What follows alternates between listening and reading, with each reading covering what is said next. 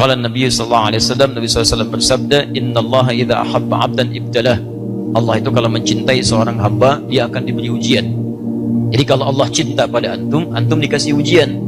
Ya, ingat baik-baik itu. Jadi kalau sedang dapat ujian, berarti antum sedang cintai oleh Allah Subhanahu wa taala. Pertanyaan saya begini, antum ingin dicintai Allah atau tidak?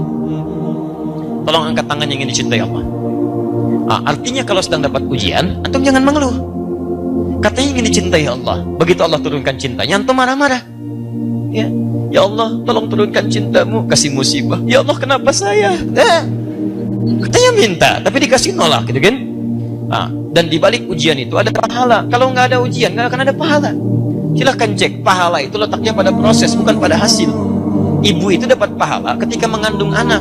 Di situ ada kesabaran. Ya alhamdulillah, di situ ada kenikmatan, di situ ada doa. Ketika melahirkan itu proses, tapi ketika lahirnya kan di situ cuma hasil. Banyak pahalanya dalam prosesnya.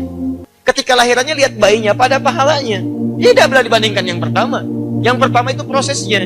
Mendidik anak itu ada pahalanya. Hasilnya jadi apa? Itu nggak ada kaitan dengan ibu. Nggak ada kaitan dengan antum ya kawan.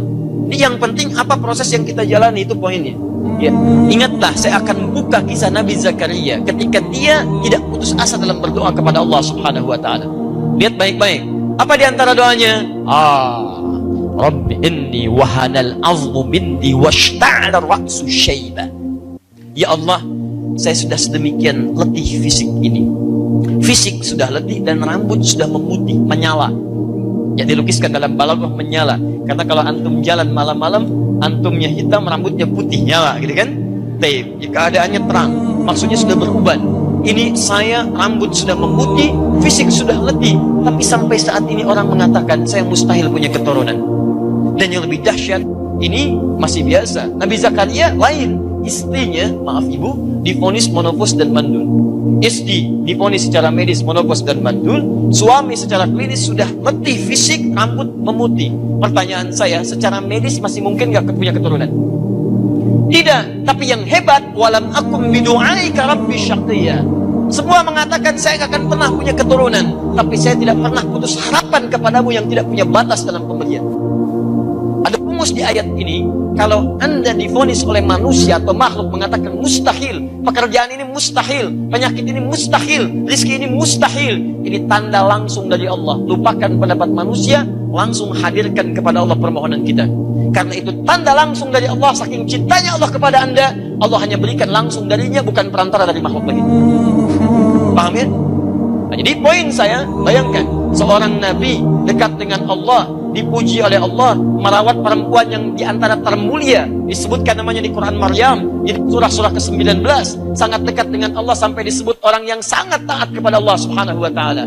Diberikan ujian, tidak punya keturunan, sampai fisiknya letih, rambut memutih, sudah luar biasa sepuh, istri divonis monofus, mandul, tidak mengeluh satu huruf pun di hadapan Allah Subhanahu wa taala kecuali doa.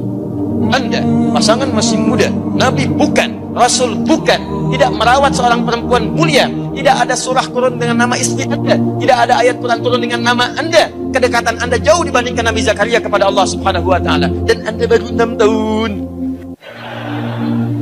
Tidak layak kita mengeluh di hadapan Allah Subhanahu wa taala. Makanya nanti ada rahasia di Quran di surah Al-Anbiya. Nanti setelah sampai hafalan kita ke situ, saya buka bagian dari rahasianya.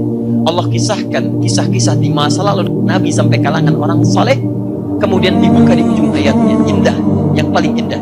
Jika Anda mengalami persoalan serupa seperti itu, amalkan amalan ini, maka niscaya saya berikan yang seperti saya berikan di masa lalu.